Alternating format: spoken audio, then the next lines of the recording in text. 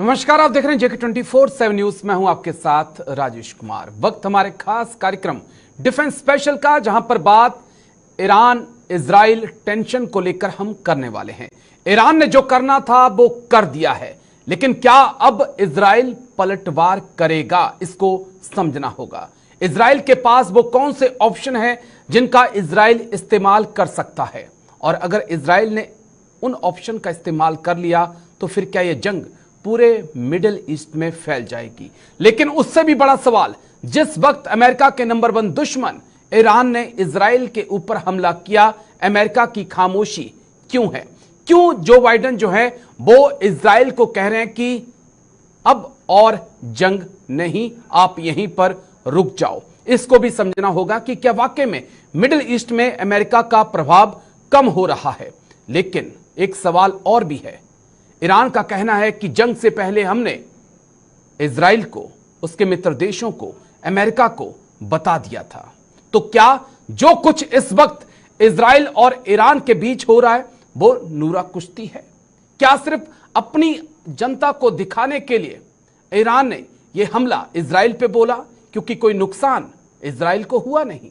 लेकिन क्या इजराइल भी कुछ इसी प्रकार से ईरान पे पलटवार करेगा? इसको समझना होगा। लेकिन शुरुआत बड़ी खबर के साथ। क्या ईरान के हमले का जवाब देगा इजराइल? बड़ी खबर आपको बता दें, अमेरिका इजराइल में नहीं बन पा रही सहमति। इजराइल ने पलटवार के लिए तैनात किए F-35। ईरान बोला हमला हुआ तो फिर करेंगे पलटवार। बड़ी खबर आपको बता दें इस वक्त की, क्या ईरान के हमले का जवाब देगा इजराइल? अमेरिका इजराइल में नहीं बन पा रही सहमति। इजराइल ने पलटवार के लिए तैनात किए हैं F-35 फाइटर जेट। क्या ईरान के हमले का जवाब देगा इजराइल? कैबिनेट बैठक सुरक्षा परिषद की आज नेतन्याहू ने बुलाई, लंबी बातचीत हुई, लेकिन पूरी अपडेट ग्राफिक्स के जरिए आपको देने के बाद क्या कुछ चल रहा है, उसके बाद फिर चर्चा की शुरुआत करते हैं। सबसे पहले तो यह समझ लेना जरूरी है कि जंग से क्यों बच रहा अमेरिका। मिडिल ईस्ट में जंग फैलने का खतरा है। सऊदी अरब, यूएई नहीं चाहते हैं कि मिडिल ईस्ट में अब कोई और जंग हो। यूक्रेन रूस जंग में अमेरिका फंसा हुआ है। अमेरिका की ग्लोबल इमेज पर असर पड़ेगा अगर इस जंग में वो शामिल हो जाता है, और फिर ये जंग लंबी खिंचती है। मिडिल ईस्ट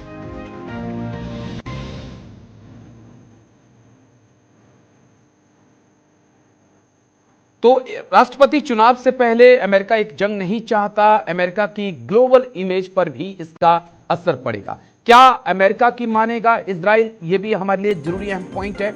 इजराइल का चुप बैठना मुश्किल है। ईरान वॉर कैबिनेट ने बैठक बुलाई, ईरान को जवाब देने का फैसला लिया गया है। आईडीएफ ने सरकार के सामने रखे विकल्प, क्या कुछ ऑप्शन हैं? बाइडेन का इजराइल की मदद से इनकार, यह बड़ा अहम पॉइंट है। ईरान से जंग में अमेरिका का साथ नहीं, यह अमेरिका ने साफ कर दिया। लेकिन क्या इजराइल मानेगा इस बात को?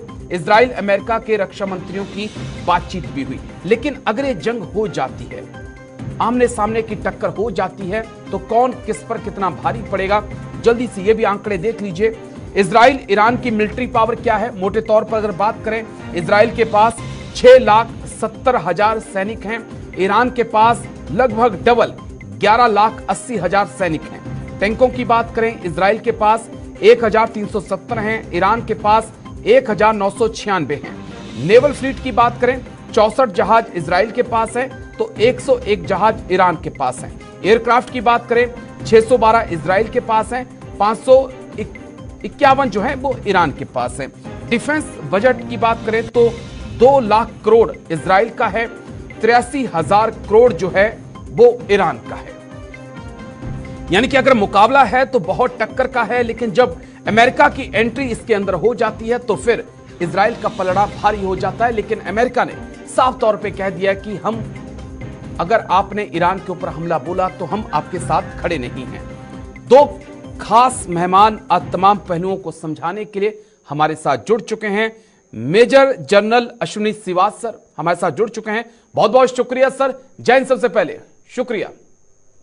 जय हिंद राजेश। संजीव श्रीवास्तव विदेश मामलों के जानकार हैं। बहुत बहुत शुक्रिया संजीव जी। जय हिंद आपको भी। जय हिंद राजेश। बहुत बहुत शुक्रिया आप दोनों का। अश्विनी श्रीवास्तव सर, पहले पॉइंट के साथ मैं शुरू करना चाहता हूं। अमेरिका क्यों बच रहा है सर? साफ तौर पे जो बाइडेन कह रहे हैं, पेंटागन कह रहा है कि अगर आपने अब ईरान के ऊपर पलटवार किया तो हम आपके साथ खड़े नहीं हैं सर। हाँ बिल्कुल। देखो राजेश, सच्चाई यह है कि अगर आप पूरे वर्ल्ड की सिचुएशन देखें तो काफी हद तक अमेरिका बाकी जगह भी फंसा हुआ है। अगर आप देखें, रूस यूक्रेन लड़ाई चली हुई है, वहां पर उसको यूक्रेन की मदद करनी है। कांग्रेस 6 जो $60 बिलियन की सपोर्ट अभी तक अप्रूव नहीं कर रहा। फिर इंडो चाइना में और इंडो पैसिफिक के अंदर बहुत ज्यादा प्रॉब्लम है। वहां पर चीन बहुत अग्रेसिव हो रहा है, वहां पर उसको चीन को काउंटर करना है। और अब रूस जो है वो भी जिस प्रकार से रूस यूक्रेन लड़ाई में पलड़ा भारी होता जा रहा है, वो उसके लिए बहुत चिंता का विषय है। और अब ये लड़ाई जो चली है इजराइल हमास की, ये भी बढ़ती जा रही है।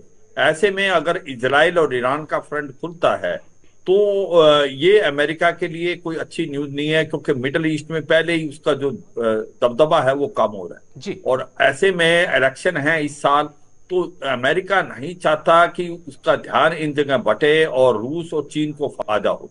तो वो चाहता है कि ये एस्केलेशन ना हो और किसी तरीके से इजराइल जो है पलटवार ना करे ईरान पे, और वो यही चाहता है कि यहाँ पर शांति बरकरार रहे। एक चीज का भी ध्यान रखना है, वो भी इस फेवर में है। अगर यहाँ शांति होती है तो Bharat, middle east, Europe economic corridor है, वो भी आने की संभावना बढ़ जाती है और उससे उसकी इकोनॉमी में बहुत फायदा होगा। तो मुझे लगता है ओवरऑल अमेरिका चाहेगा एक शांति बरकरार करना मिडिल ईस्ट में, जहां इसका दबदबा रहा है आज तक, चाहे सऊदी है, यूएई है और इजराइल है। और ये सच्चाई है कि ईरान के साथ उसके रिलेशन अच्छे नहीं रहे, मगर अब वो वॉलेटिलिटी अगर आती है तो ये मुझे नहीं लगता ये कोई अमेरिका के हित में है। राजेश। ठीक है सर। संजीव जी, मैं आपके पास आ रहा हूं। संजीव जी, लेकिन नेतन्याहू का जो इतिहास रहा है 7 अक्टूबर के बाद से ही अगर हम देखें, अमेरिका ने कई बार उसे रोका, गजा में ऑपरेशन से कई बार हिदायतें दी, लेकिन नेतन्याहू रुके नहीं। क्या वाकई में आपको लगता है कि इजराइल अमेरिका के कहने से रुक जाएगा? क्योंकि अंदेशा तो इस बात का है कि इजराइल चाहता है कि कैसे न कैसे इस जंग को बढ़ाया जाए ताकि अमेरिका की एंट्री इसके अंदर हो। मानेंगे नेतन्याहू बाइडेन की बात सर? देखिए राजेश जी, इजराइल के जो ईरान के ऊपर काउंटर स्ट्राइक करने के जो भी डिसीजंस होंगे जी, वो इजराइल अपनी जो सिक्योरिटी इम्पेरेटिव्स हैं, जो अपनी जो उसकी रक्षा की जो चुनौतियां हैं उसको ध्यान में रखते हुए वो लेगा।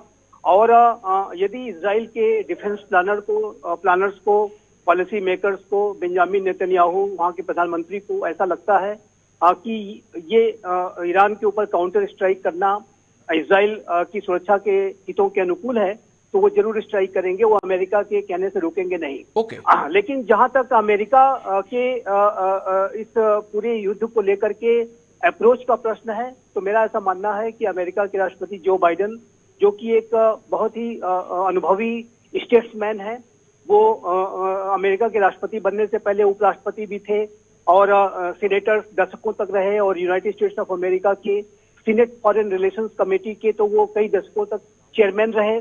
तो वो अंतर्राष्ट्रीय राजनीति को किस तरीके से संचालित करना है और इसकी क्या जटिलताएं हैं उसको बहुत अच्छी तरह से समझते हैं, और वो इस बात को अच्छी तरह से जानते हैं कि यदि इस इजरायली काउंटर स्ट्राइक में यदि इजराइल ऐसा करता है, तो यदि उसमें अमेरिका सीधा सीधा पार्टिसिपेशन करता है, तो ये जो पूरी स्थिति है ये विश्व युद्ध की तरफ पूरे विश्व को ले जाएगी। मिडिल ईस्ट रीजन में तो ये तनाव पैदा करेगी। और अभी आप देखिए तो रशिया के राष्ट्रपति व्लादिमीर पुतिन की जिस तरह के बयान आए हैं, और चाइना का भी कुछ अप्रोच, बिल्कुल अमेरिका का अगर कोई पार्टिसिपेशन सीधा हो जाता है तो फिर वो एक पोलराइजेशन की जो प्रक्रिया है, जो एक नए शीत युद्ध का जो खतरा है वो और अधिक बढ़ जाएगा। बड़ी तेजी से ये पोलराइजेशन आगे बढ़ेगा। इसी वजह से यूनाइटेड स्टेट्स ऑफ अमेरिका इस इजरायली काउंटर स्ट्राइक में कोई सीधा पार्टिसिपेशन करने का मैसेज नहीं देना चाहता। लेकिन इतना कहने के बाद मैं ये अवश्य कहूंगा कि जहां तक यूनाइटेड स्टेट्स ऑफ अमेरिका की मिलिट्री पावर की इजराइल की मिलिट्री के साथ खड़े रहने का प्रश्न है, तो उस पर कोई संदेह नहीं होना चाहिए। ये जो मिलिट्री अमेरिका की है वो इजराइल के साथ कंधे से कंधा मिला के खड़ी है। अभी जो आपने देखा कि किस तरीके से जब ईरान ने जो ड्रोन स्ट्राइक की, क्रूज मिसाइल्स और बैलिस्टिक मिसाइल्स की स्ट्राइक की, तो उसमें से 70 ऐसी जो ड्रोन्स थे, कामिकाजी ड्रोन्स, उनको अमेरिका ने मार गिराए हैं, और 3 बैलिस्टिक मिसाइल्स को अमेरिका के फाइटर जेट्स ने मार गिराए।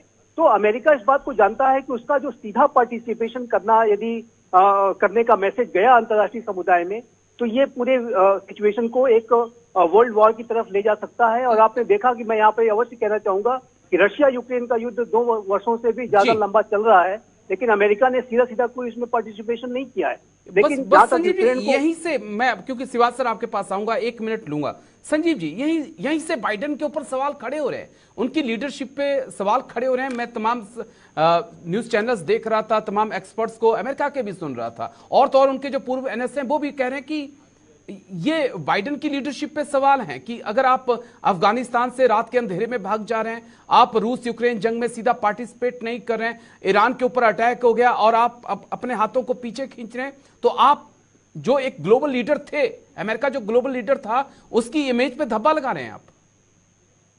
देखिए, मुझे नहीं लगता राजेश जी कि ये जो आलोचनाएं सही हैं जी। और अमेरिका, मेरा ऐसा मानना है, मेरा ऐसा असेसमेंट है कि अमेरिका की जो पोजीशनिंग है वो पूरे विश्व के हित को भी ध्यान में रखते हुए है। अमेरिका वर्तमान समय में रशिया यूक्रेन वॉर में भी वो इनडायरेक्ट तरीके से एंगेज है जी। जो हमास और इजराइल का युद्ध है उसमें भी अमेरिका और इजराइल को सैनिक और आर्थिक मदद पहुंचा रहा है। और वर्तमान समय में जो ईरान और इजराइल के बीच की सिचुएशन है उसमें भी अमेरिका एक अपनी पूरी ताकत के साथ वहां मौजूद है। लेकिन अमेरिका के जो स्टेप्स हैं वो समझदारी के साथ ही होने चाहिए, और उसमें कोई ऐसा स्टेप ना हो कि ये जो पूरी सिचुएशन हो उसका वाइडर एस्केलेशन हो जाए, कोई क्षेत्रीय युद्ध या विश्व युद्ध में परिणित हो जाए। इससे पूरे विश्व को, और उसमें अमेरिका भी शामिल है, उसके लिए अच्छा नहीं होगा। विश्व की जो सप्लाई चेन्स है पहले से ही आप देखिए तो कितना डिसरप्टेड है, इन्फ्लेशन की क्राइसिस पूरे विश्व में है। तो ये सारी सिचुएशन को अमेरिका के सामने, चलिए मैं आता हूं, फिर आता हूं आपके पास। Major general Ashwini Srivastava sir, मैं आपके पास आ रहा हूं। कैबिनेट की मीटिंग हुई है, बाइडेन, माफ करिए, नेतन्याहू ने मीटिंग बुलाई, लंबी चर्चा हुई है उसके दौरान, और तमाम जो एक्सपर्ट हैं वो कह रहे हैं कि यस, हमें बदलाव तो लेना है लेकिन जगह और वक्त हम तय करेंगे। क्या इशारा इस वक्त इजराइल दे रहा है ईरान को? देखो राजेश, सच्चाई यह है, इजराइल के पास और कोई चॉइस नहीं। ओके, इजराइल को रिस्पॉन्ड तो करना ही, उसकी वजह है। उसकी वजह यह है कि अगर 40 साल से आज तक इजराइल पे कोई डायरेक्ट हमला नहीं हुआ किसी देश, अगर ये इस बार ईरान ने किया है और ईरान चुप रहता है तो इसको बोलते हैं न्यू नॉर्मल हो जाएगा। इसका मतलब कल को दूसरा देश भी इसके ऊपर हमला कर देगा।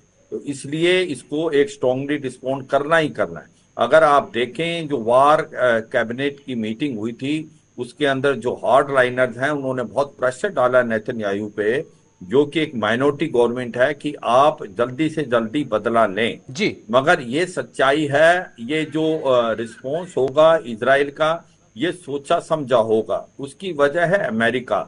अमेरिका जब बता रहा है और इजराइल सुन रहा है, उसको सुनना पड़ेगा। उसका जो मिलिट्री पावर है उसका 60% डिपेंडेंस जो है वो अमेरिका पे है। बिल्कुल। और ये जो बात हुई है कि ईरान ने हमला किया था और इजराइल के जो एक प्रकार ड्रोन थे, ब्लास्टिंग मिसाइल थे, उनको आयरन डोम ही नहीं, पेट्रोइड मिसाइल सिस्टम में, और ये करने के लिए किया था ईरान ने अनाउंस कर दिया था 72 घंटे। इसका मतलब उसके वो भी प्रेशर में था और इनको पता था, और सदन जो इजराइल की तरफ उन्होंने हमला किया, जो कि एक प्रकार डेजर्ट्स है।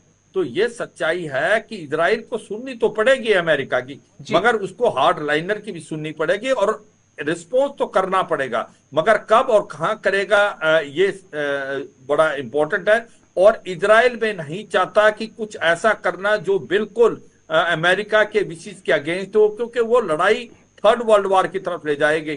अगर हम मान के चलें कि इजराइल इमीडिएटली रिस्पॉन्ड करता है और भारी नुकसान ईरान पे कर देता है, तो ईरान भी वापस हमला करेगा टिट फॉर टैट, और उसके से फिर रिटेलिएशन के थर्ड वर्ल्ड वॉर की तरफ जा सकता है। तो मुझे लगता है कि ये एक प्रकार से प्रेशर है इजराइल पे कि रिस्पॉन्ड करना, पर मुझे लगता है सोच समझ के होगा इस तरीके से कि ये लड़ाई ना फैले। और तो इसीलिए अमेरिका ने बहुत साफ सुथरे शब्दों में बोला कि अगर रिटेलिएशन होता है ईरान तो उसका हिस्सा अमेरिका नहीं होगा। कहीं ना कहीं ईरान को ये संदेश दे रहा है अमेरिका कि हम नहीं चाहते ये लड़ाई फैले, मगर इजराइल की अपनी मजबूरियां हैं और वो करना पड़ेगा। एक स्टेटमेंट आप ईरान की सुने, वो ईरान की एक स्टेटमेंट बहुत इंपॉर्टेंट है। वो ये कहती है कि जिस प्रकार से हमने अभी डेमस्कस के अंदर इन्होंने हमारी सीरिया के अंदर जो हमारी कॉन्सुलेट उस पर हमला किया और हमारे 3 सीनियर ऑफिसर को मारा, और हमने इसका बदला लिया नवातीन एयरबेस के ऊपर जहां से जहाज उड़े थे, तो ऐसा हम आगे भी करते रहेंगे, ऐसा हम आगे भी करते रहेंगे। इसका मतलब उन्होंने ये एक मैसेज भेजा है, जब मेजर जनरल सुलेमानी को मारा गया था तो हमने डिले किया था, अब हम डिले नहीं करेंगे। अगर इजराइल या अमेरिका हमारे हित के अगेंस्ट कुछ करता है तो हम उसको रिस्पॉन्ड करेंगे। तो ये भी राजेश बड़ा समझना पड़ेगा। मगर मुझे लगता है इजराइल पलटवार करेगा, उसके पास वो कोई चॉइस नहीं, रिस्पॉन्ड करेगा, मगर इमीडिएटली नहीं करेगा। किस फॉर्म में करेगा ये सोचा जाएगा, और इसलिए ऐसा करेगा जिससे युद्ध ना बढ़े। शायद ऐसा लगता है क्योंकि अमेरिका की सुननी पड़ेगी, G7 की सुननी पड़ेगी। माहौल ऐसा है अगर ये थर्ड वर्ल्ड वॉर की तरफ जाता है तो ये पूरी वर्ल्ड की इकोनॉमी को डिगमगा जाएगी, और वो अमेरिका नहीं चाहता, क्योंकि इस साल ही वहां पर यूएस के प्रेसिडेंट इलेक्शन है। जी सर, मैं आता हूं। सर संजीव जी माफी चाहूंगा, लेकिन मुझे एक छोटे से ब्रेक के लिए रुकना होगा। ब्रेक के उस पार एक और बड़े मुद्दे पर, अहम मुद्दे पर चर्चा होगी कि क्या ये जो अटैक किया है ईरान ने इजराइल के ऊपर, ये क्या एक मैसेज अमेरिका को नहीं है कि अगर आपने फिर सुलेमानी जनरल सुलेमानी को मारा था, अगर वैसी घटना आपने फिर की तो हमारा जवाब आपके खिलाफ भी कुछ ऐसा ही होगा। छोटा सा ब्रेक, फिर इस पे चर्चा करते हैं।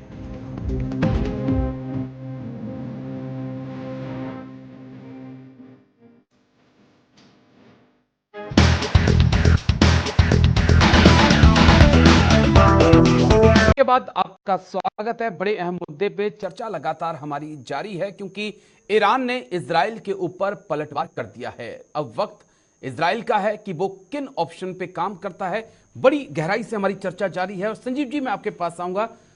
Major general AK Siwach sir ने ब्रेक में जाने से पहले एक बड़ी अहम बात कही कि ये एक मैसेज इजराइल को नहीं है, मैसेज अमेरिका को भी है कि अगर अब आप ईरान या ईरान के पड़ोस में कहीं पे भी हमारे खिलाफ कार्रवाई करेंगे तो हमारा एक्शन आपके ऊपर भी होगा। संजीव जी देखिए, यूनाइटेड स्टेट्स ऑफ अमेरिका की जो पावर है वो ईरान की तुलना में बहुत ही बड़ी है, विशाल है। और लेकिन इस पूरी जो सिचुएशन में ईरान को कोई कार्रवाई तो अवश्य करनी थी, और ईरान इस बात को दिखाने के लिए कि वो कमजोर नहीं है, वो भी रिस्पॉन्ड कर सकता है, और अपनी डोमेस्टिक कॉन्स्टिट्यूएंसी को भी सेटिस्फाई करने के लिए इस तरह की कार्रवाई वर्तमान समय में ईरान ने की है।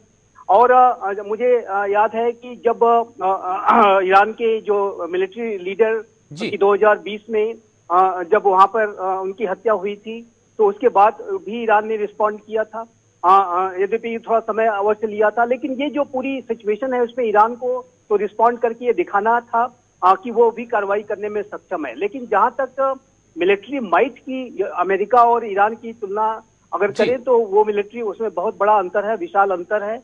और जाहिर है कि United states of America middle east region में इजराइल के साथ पूरी शक्ति के साथ खड़ा है, और वहां पर मिडिल ईस्ट रीजन में जो अमेरिका की ताकत है और इजराइल की ताकत है, उसके साथ यूरोपीय राष्ट्र भी पार्टिसिपेट करते हैं। अभी आपने देखा किस तरीके से ब्रिटेन और फ्रांस और अन्य यूरोपीय देशों की भी प्रतिक्रियाएं आ रही हैं, वो भी अपने डिप्लॉयमेंट्स को वहां पर बढ़ा रहे हैं। तो ये जो पूरी जो सिचुएशन बनती है, बीच में टोक रहा हूं, माफी चाहूंगा, लेकिन UAE की बात करें, सऊदी की बात करें, कतर की बात करें, तमाम देशों ने अमेरिका से कह दिया कि आप हमारी जमीन का इस्तेमाल नहीं करेंगे ईरान के खिलाफ।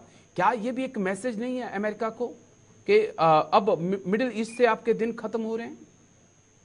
नहीं, मुझे नहीं लगता कि ये मिडिल ईस्ट रीजन में अमेरिका की हेजेमोनी के दिन खत्म हो रहे हैं, ऐसा नहीं कहा जा सकता। अमेरिका अपने पूरे ताकत के साथ और प्रभाव के साथ वहां भी मौजूद है, और अमेरिका के जो मिडिल ईस्ट रीजन में खासकर जो सऊदी अरेबिया, UAE, कतार जैसे जो राष्ट्र हैं, अन्य के साथ भी संबंध बड़े अच्छे हैं, प्रगाढ़ है। ईरान के साथ उसका जरूर एक कन्फ्रंटेशन रहता है, लेकिन पूरी मिडिल ईस्ट रीजन में अमेरिका की जो हेजीमोनी है, अमेरिका का जो प्रभाव है, वो अभी भी बना हुआ है। यद्यपि कि ये बात सच है कि जो हमास का जो और इजराइल के बीच का जो युद्ध शुरू हुआ 7 अक्टूबर के पहले अमेरिका की तरफ से ऐसी पोजीशनिंग की जा रही थी कि ऐसा लगता था कि अमेरिका अपने आप को विड्रॉ कर रहा है, चाहे वो सीरिया हो, लीबिया हो, अन्य जगहों से भी विड्रॉ कर रहा है। ये तमाम ऐसे इनिशिएटिव्स अमेरिकन एडमिनिस्ट्रेशन की तरफ से लिए गए थे। इसमें ट्रंप भी शामिल हैं, बाइडेन भी शामिल है। लेकिन जब अमेरिका को इस बात का एहसास हुआ कि चाइना और रशिया अपने प्रभाव को मिडिल ईस्ट रीजन में बढ़ाने की कोशिश कर रहे हैं और लगातार चाइना का विशेष रूप से प्रभाव वहां बढ़ता हुआ जब दिखाई दिया, यूएई के साथ हो, ईरान के साथ हो, सऊदी अरेबिया के साथ हो, तो अमेरिका ने जो इजराइल और हमास के युद्ध की जो पूरी स्थिति थी उसको अपने लिए एक अपॉर्चुनिटी का इस्तेमाल करते हुए फिर से अपने फोर्स के डिप्लॉयमेंट को वहां पर बहुत बड़ा कर लिया है, विशाल कर लिया है। और अभी मेरा मानना है राजेश जी कि ईरान और इजराइल के बीच का जो युद्ध है, ये जो युद्ध की स्थिति बनी हुई है, उसमें अमेरिका अपनी पोजीशनिंग को रीइंफोर्स करेगा और अधिक उसे बढ़ाएगा, मजबूत करेगा। लेकिन दूसरा ये भी है कि रूस और चीन से चुनौती तो मिल रही है सर मिडिल ईस्ट में। मुझे एक बड़ी खबर है मेरे पास, मैं वो बड़ी खबर ले लेता हूं, उसके बाद फिर आपके पास आता हूं मैं। हमले को लेकर ईरान ने किया बड़ा खुलासा, 72 घंटे पहले ही दी थी हमले की चेतावनी। ईरान ने बोला, अमेरिका बोला ईरान ने नहीं दी ऐसी कोई जानकारी। इसको समझना होगा। तुर्की, जॉर्डन और इराकी अधिकारियों को जानकारी दी थी और उनके जरिए अमेरिका तक ये जानकारी पहुंचाई गई थी।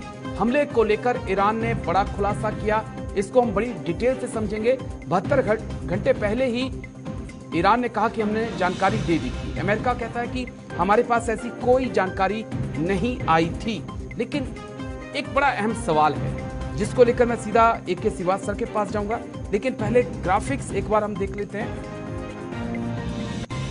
ईरान का दावा, हमले से पहले इजराइल को बताया, अमेरिका, इराक, तुर्की को भी इसकी जानकारी दी। पाक ईरान तनाव के बीच भी कुछ ऐसा हुआ था, याद होगा आपको। याद नहीं होगा तो याद करा दूं कि एक तरफ एयर स्ट्राइक होती है, ईरान करता है, फिर मिसाइल से हमला होता है, तो वो भी कहते हैं कि हमने पहले पाकिस्तान को बता दिया था। किस एंगल से मैं चीजें समझना चाहता हूं उसके लिए थोड़ा सा समय मुझे दीजिएगा। आवाम को खुश करने के लिए क्या नूरा कुश्ती हो रही है आजकल? पहले से हमले से पहले पाक ईरान ने जानकारियां साझा की थी और अब ईरान कहता है कि हमने भी जानकारियां साझा कर ली थी। AK श्रीवास्तव सर, मैं आपके पास आ रहा हूं। Major general Ashwini Srivastava sir, जो चीज मुझे समझनी है, मैंने एग्जाम्पल दिया ईरान और पाकिस्तान के बीच जो स्ट्राइक हुई थी, वहां पे एक तरफ से एयर स्ट्राइक की, दूसरे ने मिसाइल दागी, लेकिन पता चला कि 7 से 8 आम नागरिक जो हैं वो मारे गए। क्या एक नया ट्रेंड बन चुका है कि पहले 72 घंटे पहले आप अलर्ट कर दो अपनी आवाम को खुश करने के लिए, फिर आप स्ट्राइक कर दो? किस प्रकार से देखेंगे सर? क्योंकि नुकसान तो इजराइल को कुछ नहीं हुआ। बिल्कुल, हाँ बिल्कुल है यही। देखो अभी आप देखें जी, ये जो हमास और इजराइल की लड़ाई चली हुई है, ये हमास और इजराइल की नहीं है, ये सारी की सारी कारतूत ईरान ने कराई है। क्यों? ईरान की प्रॉक्सी हैं, हमास भी, हिजबुल्लाह भी, हौती लेबल भी। और जो हमास वो एक प्रकार सुन्नी मिलिटेंट ग्रुप है, हिजबुल्लाह और जो हमास हैं, जो हिजबुल्लाह और हौती हैं, वो शिया है। अब ईरान डायरेक्टली इन्वॉल्व नहीं होना चाहता था इस लड़ाई में भी, उसने अपने प्रॉक्सी के द्वारा ही हमला कराया था इजराइल पे जी। और बहुत प्रेशर था कि वो इस लड़ाई के अंदर शामिल हो, वो हुआ नहीं। तो कुछ तो मालूम था अगर वो लड़ाई में शामिल होता है तो उसको बहुत बड़ा नुकसान होगा। अमेरिका ने भी एयरक्राफ्ट कैरियर जो अपने लगा लिए थे आइजनहोवर, रेड सी में। अब बात आती है क्या वो ट्रैप में फंस गया इजराइल के? मुझे लगता है ये, क्योंकि नेतन्याहू चाहते थे किसी तरीके से ईरान इस लड़ाई में आए, क्योंकि वो नहीं चाहते इलेक्शन हो। डोमेस्टिकली वो इलेक्शन हारने के कतार पे है, वो इलेक्शन नहीं चाहते, और वही हुआ। ईरान फंस गया और ईरान इसके अंदर आ गया लड़ाई में, और उससे क्या होगा कि अब सारा माइंड डाइवर्ट हो गया है इजराइल का, और जो पूरा वर्ल्ड एक इजराइल की तरफ उंगली उठा रहा था, आज जो है वो सिंपैथी जा रहा है इजराइल पे, क्योंकि ईरान ने हमला किया है। दूसरा जो कांग्रेस है यूएस की, वो कह रही थी कि आप इनको हथियार देने बंद करें इजराइल के, क्योंकि पैलेस्टीन की बहुत कैजुअलिटी हो रही है। उनका भी अब रवैया बड़ा चेंज हो जाएगा इसको। अब बात आती है कि ईरान जो था वो नहीं चाहता था कि ये लड़ाई में शामिल हो और इसको पलटवार करना पड़े, मगर उसकी डोमेस्टिक कॉन्स्टिट्यूंसी के लिए उसको करना था, मगर वो नहीं चाहता था कि इसका दायरा बढ़े। इसलिए उसने एक प्रकार फ्रेंडली मैच किया। जैसे उसने पाकिस्तान में बता दिया था कि हम एक प्रकार से स्ट्राइक करेंगे, यहां पर अमेरिका को 48 घंटे पहले पता था। अमेरिका ने अनाउंस कर दिया था कि इस वीकेंड में जो है इजराइल के ऊपर हमला होगा। इसका मतलब इनडायरेक्टली कि हमें हमला करना पड़ रहा है, आप अपना डिफेंसिव तैयार कर लें। और वो यही हुआ। अगर हमास इजराइल के ऊपर नुकसान कर सकता है आयरन डोम पे, क्योंकि वहां सरप्राइज फैक्टर था, यहां पता था कि हमला होगा, तो Iron Dome patriot missile terminal high altitude area defence था। और वो भी आप देखें कि इजराइल का सदन जो इजराइल जो कि डेजर्ट है वहां किया। कहने का मतलब है ईरान नहीं चाहता था कि लड़ाई का दायरा बढ़े, उन्होंने किया क्योंकि उसकी जो इंटरनल कॉन्स्टिट्यूंसी उनको बताना चाहता था कि अगर ईरान पे कोई हमला होगा तो ईरान उसको रिस्पॉन्ड करेगा, पर उसके साथ वो लड़ाई को बढ़ाना नहीं चाहता था। और दूसरा मैंने आपको बड़ा समझाया, ईरान कभी भी नहीं चाहता इस लड़ाई में शामिल होना, क्योंकि वो जब उसकी प्रॉक्सी वो कर सकती है जो उसको करना है, it is enjoying all the fruits of war without getting punishment. तो ये समझना पड़ेगा राजेश जी। संजीव जी, बड़ी अहम बात सर ने कही है। अगर मैं इसे और आसान शब्दों में आपसे समझना चाहूं तो नेतन्याहू के खिलाफ देश के अंदर ही विरोध प्रदर्शन हो रहे हैं। इजराइल के अंदर प्रेशर लगातार नेतन्याहू पे बन रहा है कि इस जंग को खत्म करिए, और नेतन्याहू को पता है कि अगर चुनाव हुए तो मैं लौटूंगा नहीं। लेकिन दूसरी तरफ रईसी जो है उनके ऊपर भी बहुत ज्यादा प्रेशर है। पिछले 2 साल बड़े मुश्किल से उनके कटे हैं, जिस प्रकार से आंदोलन हुए हैं। तो क्या दोनों नेताओं ने, दोनों लीडरशिप ने इस मौके को अपने लिहाज से बुनाने की कोशिश की है? नूरा कुश्ती मैं कहूं इसे, संजीव जी। जी जी, देखिए ये बहुत ही इम्पोर्टेंट पॉइंट है। और सबसे बड़ा प्रश्न तो ये है कि इजराइल ने सीरिया के स्थित दमास्कस में स्थित ईरानियन कॉन्सुलेट पे हमला ही क्यों किया। पहले तो सारी शुरुआत वहीं से हुई और ईरानियन जो रिएक्शन आया, तो ये प्रश्न के ऊपर भी विचार करना बेहद आवश्यक है। और वहां पर आपने जैसा, और श्रीवास्तव ने भी जैसा कहा कि नेतन्याहू के ऊपर बहुत ही प्रेशर बढ़ता जा रहा था, और यूनाइटेड स्टेट्स ऑफ अमेरिका की जो डोमेस्टिक पॉलिटिकल कंसिडरेशंस जो है उसकी वजह से भी राष्ट्रपति बाइडेन के बयान में भी आप बदलाव देख रहे थे, और लगातार वो उनके ऊपर, नेतन्याहू के ऊपर दबाव डालने की कोशिश कर रहे थे कि अब इस पूरे युद्ध में वो अब एक सीज फायर की तरफ बढ़े और पूरे जो राफा का जो ऑपरेशन है उसको न करें, इत्यादि इत्यादि। और नेतन्याहू की अपने देश में जो आलोचनाएं चल रही हैं, और जो इलेक्शंस वगैरह में उनके जो ब्लीक प्रॉस्पेक्ट्स हैं, जो एक कमजोर स्थिति है, वो सारी कंसिडरेशंस को ध्यान में रखते हुए ये नेतन्याहू की बहुत सोची समझी जो एक रणनीति थी कि वो ईरान को इसमें किस तरह से एंगेज करें, ताकि इसका एक लिमिटेड एस्केलेशन की स्थिति बने, और उसमें फिर अमेरिका को फिर से अपने जो दबाव को बनाने की वो कोशिश कर रहा था इजराइल के ऊपर, उसको वहां पे रोकना पड़े, और जो इंटरनेशनल ओपिनियन जो इजराइल के अगेंस्ट में बनता जा रहा था वो फिर से टर्न हो जाए। और ऐसा लगता है कि नेतन्याहू अपने इस गोल में को हासिल करने में सफल रहे हैं। वर्तमान समय में अमेरिका में चाहे वो डेमोक्रेटिक पार्टी हो चाहे रिपब्लिकन पार्टी हो, वो सभी इस बात को कह रहे हैं कि वो इजराइल के साथ पूरी तरह से खड़े हैं। और अब कांग्रेस में नए तरीके के वहां पर प्रस्ताव लाए जा रहे हैं कि इजराइल को मदद भेजी जाए यहाँ से, इत्यादि इत्यादि। और यूरोप के देशों में भी आप देखिए तो इजराइल के फेवर में बयान आने शुरू हो गए हैं, अन्य राष्ट्र भी इजराइल के प्रति अपनी। तो ये जो बेंजामिन नेतन्याहू की बहुत सोची समझी एक रणनीति थी, जिसके की तहत उन्होंने सीरिया के दमास्कस में ईरान के कॉन्सुलेट पे हमला कर दिया, और ईरान को तो रिस्पॉन्ड करना था। ईरान और ईरान न चाहते हुए भी वो रिस्पॉन्ड करने पर मजबूर हुआ है, इसमें कोई दो राय नहीं है।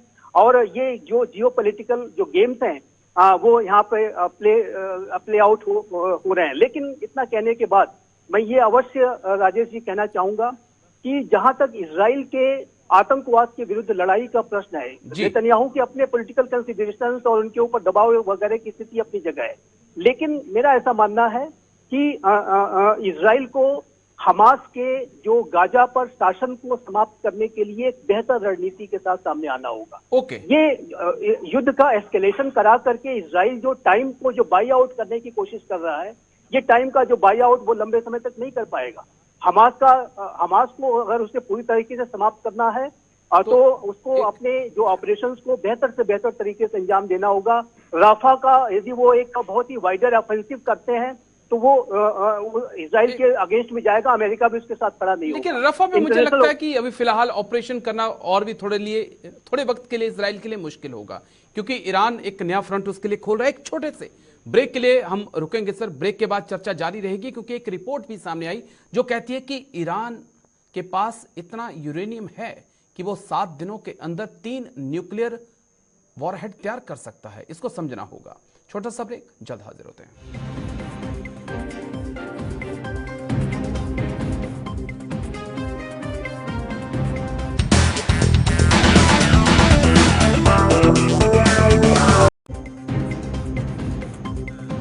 ब्रेक के बाद आपका स्वागत है। बड़े अहम मुद्दे पे चर्चा लगातार जारी है। ईरान के अटैक के बाद दुनिया भर की नजरें इजराइल के ऊपर टिकी हैं कि क्या इजराइल रिस्पॉन्स करेगा, और अगर इजराइल रिस्पॉन्स करता है तो क्या ये जंग और आगे फैल सकती है। इसको समझने की कोशिश लगातार हम कर रहे हैं। हमारे साथ 2 खास मेहमान लगातार बने हुए हैं। मेजर जनरल अश्विनी श्रीवास्तव, मैं आपके पास आ रहा हूं। एक जो अहम सवाल है सर, हाल ही में पिछले हफ्ते एक रिपोर्ट आती है जो कहती है कि ईरान अपने परमाणु कार्यक्रम के बिल्कुल नजदीक है। 3 न्यूक्लियर वॉरहेड वो किसी भी वक्त बना सकता है। इस हद तक उसके पास यूरेनियम हो चुका है। क्या ये वो वक्त है जिस वक्त पेंटागन भी या कहें इजराइल भी दोनों ये चाह रहे हैं कि तेहरान को इसको बनाने से रोका जाए, और ये जो ईरान को उकसाया गया वो भी एक अहम कारण हो सकता है इसके पीछे सर? हाँ बिल्कुल। देखो राजेश, सच्चाई यह है, आज की तारीख में 5 न्यूक्लियर डिक्लेयर्ड स्टेट हैं जी, जिसके अंदर अमेरिका भी है, यूके भी है, फ्रांस भी है, चाइना भी है, रूस भी, और 4 नॉन डिक्लेयर्ड हैं जो कि जिन्होंने पास न्यूक्लियर हथियार हैं, जिसमें भारत भी है, पाकिस्तान भी है, इजराइल भी है, नॉर्थ कोरिया भी। एक देश जो कि न्यूक्लियर हथियार बड़े जोरों से बनाना चाहता था वो ईरान है जी, और वो क्यों नहीं बना पाया, उसका कारण इजराइल है। क्योंकि जब भी वो ऐसे नतीजे पे पहुंचता है कि वो 93% से ज्यादा इनरिच कर लेता है यूरेनियम और बनाने के पगार पे होता है, उसी समय उसकी न्यूक्लियर फैसिलिटी पे हमला करा देता है इजराइल। या तो कोई वो एक प्रकार सबोटाज करा देता है या डायरेक्ट हमला। आज तक ईरान न्यूक्लियर हथियार इसलिए नहीं बनाना पाया, और न्यूक्लियर हथियार अगर ईरान बना लेता है तो ये पूरे रीजन की शांति के लिए बहुत ही ज्यादा खतरा होगा। ये इजराइल के नहीं बल्कि ये जो आपके सऊदी अरेबिया, यूएई के लिए भी, अमेरिका के लिए भी। इसलिए ये एक सबका एक प्रकार से रीजन है, चाहे वो मिडिल ईस्ट में इस्लामिक कंट्रीज हों या इजराइल या अमेरिका, वो नहीं चाहते कि ईरान उस पगार पे पहुंचे जब वो न्यूक्लियर हथियार बना ले। तो इसीलिए अब ये बात आ रही थी सोच विचार कि जो इजराइल ने रिस्पोंड करना है, पहले तो कब करेगा, कहां करेगा, ये सवाल है। और दूसरा कि ये न्यूक्लियर फैसिलिटी जो है इजराइल की, हो सकता है उस पर हमला हो, मगर सच्चाई यह है कि अगर उस पर हमला होता है, और अभी होता है नजदीक, तो फिर लड़ाई का पगार बनने का डर है, क्योंकि फिर टिट फॉर टैट करना पड़ेगा ईरान को। मगर सच्चाई यह है कि अमेरिका भी चाहेगा और इजराइल भी चाहेगा कि किसी तरीके से ईरान को न्यूक्लियर हथियार ना बनाने दिया जाए, क्योंकि अगर ईरान जिस दिन न्यूक्लियर हथियार बना लेगा तो जो मिडिल ईस्ट की पॉलिटिक्स वो चेंज हो जाएगी और यहाँ पर एक प्रकार अनसर्टेनिटी का माहौल आ जाएगा। और एक बड़ा इंपॉर्टेंट चीज है, हमें समझनी चाहिए, जो ईरान की है, ईरान जो है वो ये चाहता है कि किसी तरीके से ये बने, क्योंकि जो JCPO था, joint comprehensive plan of action, Donald Trump उससे बाहर निकल गए थे, और उसके बाहर निकलते ही ईरान ने जोरों से अपना पूरा ये कार्यक्रम स्टार्ट कर दिया था 2020 के अंदर कि ये जल्दी से जल्दी न्यूक्लियर हथियार बनाए। और ये बात बिल्कुल ठीक है राजेश, वो लास्ट पगार पे है। क्या अमेरिका या इजराइल या सऊदी और यूएई चाहेंगे कि ईरान एक न्यूक्लियर स्टेट बने? अगर ईरान न्यूक्लियर स्टेट बनती है तो वो एक खतरा वेस्ट एशिया के लिए नहीं, मिडिल ईस्ट के लिए नहीं, वो पूरे वर्ल्ड के लिए हो सकता है। रजी जी, संजीव जी मैं आपके पास आ रहा हूं, क्योंकि इसमें अगर थोड़ा सा आगे हम और फैक्ट को जोड़ दें तो पाकिस्तान एक इकलौता शायद ऐसा मुस्लिम कंट्री है जिसके पास न्यूक्लियर बम है, और वो इसे इस्लामिक बम भी कहता है। तो क्या वो भी एक रेस इस वक्त इस्लामाबाद और तेहरान के बीच चल रही है? लेकिन एक सवाल यह भी हो जाता है कि अगर ईरान इस रेस में है तो फिर सऊदी अरब भी चाहेगा, यूएई भी चाहेगा, और टर्की फिर क्यों पीछे रहना चाहेगा? देखिए, ईरान की जो मंशाएं हैं, महत्वाकांक्षाएं बहुत स्पष्ट है जी। ईरान एक रीजनल हेजिमोन बनना चाहता है। वो पूरे मिडिल ईस्ट रीजन में एक सबसे शक्तिशाली राष्ट्र बनकर के उभरना चाहता है। लेकिन ईरान का जो अप्रोच विशेष रूप से इजराइल की तरफ जिस तरीके का रहता है, और ईरान की जो राइवलरी सऊदी अरबिया, यूएई जैसे सुन्नी बहुल राष्ट्रों के साथ रहती है, उसकी वजह से ईरान अनेक मिडिल ईस्ट के रीजन के देशों के लिए भी बड़ी चुनौती है, बड़ा खतरा है। इजराइल का तो ईरान चाहता है कि पूरे विश्व से उसका अस्तित्व ही मिटा दें। डेथ टू इजराइल वगैरह के नारे वहां लगाए जाते हैं, और वहां के सुप्रीम लीडर खमेनी के जिस तरीके के बयान आते हैं, उससे इजराइल के प्रति उनकी जो कितनी घृणा है, कितना ज्यादा इजराइल को नापसंद करते हैं, उससे बार बार पता चलता है। और इजराइल इस ईरान की चुनौती को अच्छी तरह से समझता है। इसी वजह से इजराइल अपने सुरक्षा के हितों को ध्यान में रखते हुए, और राजेश जी एक बात यहाँ पर समझना बेहद आवश्यक है कि इजराइल एक ऐसी जियो स्ट्रेटेजिक लोकेशन पे स्थित है कि जहां पर वो अनेक एडवर्सरी से जुड़ा हुआ है। इजराइल के जो सिक्योरिटी इम्पेरेटिव बहुत ऊंचे हैं, बहुत हाई है, और इजराइल को यदि अपने अस्तित्व को बचाए रखना है तो उसको अपने आप को एक बहुत ही रोबस्ट और मजबूत डिफेंस के साथ ही वो वहां पर अस्तित्व में रह सकता है। इजराइल के मैं मानता हूं कि उनके पास संकल्प है, वो शक्ति है, ज्यूज लोगों के पास वो ताकत है कि वो अपने अस्तित्व को सारे एडवर्सरीज के बीच में रह करके भी बनाए रख सकते हैं, और वहां पर एक लीडिंग पोजीशन में रह सकते हैं। वो इजराइल ने कर दिखाया है। लेकिन इजराइल की चुनौतियां लगातार हैं। अभी आप देखिए तो किस तरीके से ईरानियन बैच जो हमास नामक आतंकी संगठन ने इतना बड़ा हमला कर दिया कि एक दिन के अंदर ही 1300 लोगों को मार दिया। तो ये जो इजराइल की चुनौतियां बहुत बड़ी हैं, और यदि ऐसी स्थिति में ईरान के पास न्यूक्लियर वेपन्स आ जाते हैं, और जो कि इजराइल को समाप्त करने की मंसूबे रखता है, तो ऐसे में तो इजराइल के जो सिक्योरिटी कंसर्न्स बहुत ही ज्यादा बढ़ जाएंगे। इसी वजह से इजराइल ने हमेशा इस बात के संकल्प को व्यक्त किया है कि वो ईरान को न्यूक्लियर वेपन्स हासिल नहीं करने देंगे। और अमेरिका ने भी इजराइल के साथ इस बात को समय समय पर दोहराया है कि यदि उन्हें ऐसा लगता है कि ईरान न्यूक्लियर वेपन्स को एक्वायर करने के लिए नजदीक पहुंच चुका है, तो वो उनके खिलाफ डायरेक्ट एक्शन लेंगे। और राजेश जी, यहाँ पर मैं आपकी चैनल के माध्यम से स्पष्ट रूप से कहना चाहता हूँ कि ईरान ने जो इजराइल के विरुद्ध ये एक्शन, डायरेक्ट एक्शन लिया है, पहली बार, अनप्रेसिडेंटेड, पहली बार ऐसा एक्शन लिया है, उसने इजराइल को एक स्ट्रेटेजिक अपॉर्चुनिटी दे दी है। और अब देखना है कि ईरान कैसे इजराइल से कैसे रिस्पॉन्ड करता है। लेकिन उसके ऑप्शंस में जो ईरानियन न्यूक्लियर साइट्स भी हैं, इसमें कोई दो राय नहीं है। जी सर, मैं आता हूं फिर। एक ऐसी बात सर जो चीज मुझे समझनी है यहाँ पर कि 70 के दशक के बाद इजराइल और ईरान के रिश्ते अच्छे नहीं रहे, लेकिन कभी भी ईरान ने इजराइल की धरती पे डायरेक्ट अटैक नहीं किया है। क्या अब सब कुछ नेतन्याहू या इजरायली डिफेंस फोर्सेस के ऊपर डिपेंड है कि अब इस जंग को, इस माहौल को किस तरफ ले जाना है? पाले में उनके गेंद है सर। हाँ बिल्कुल, देखो राजेश, पहले तो ये भी समझना पड़ेगा, जो न्यूक्लियर हथियार की बात होती है, जो पाकिस्तान का न्यूक्लियर वेपन्स हैं वो अमेरिका के कंट्रोल में, तो वो कभी ये डर नहीं है। मगर ईरान अगर न्यूक्लियर हथियार बना लेगा तो वो एक पूरी वर्ल्ड की शांति के, जिस प्रकार से एक नॉर्थ कोरिया भी है, north Korea king Jong Un के जो न्यूक्लियर हथियार हैं वो भी एक प्रकार कॉज ऑफ कंसर्न है पूरे वर्ल्ड की सुरक्षा के लिए। तो अगर जिस दिन ईरान ने न्यूक्लियर हथियार बना लिया तो मिडिल ईस्ट में पूरी इक्वेशन चेंज हो जाएगी।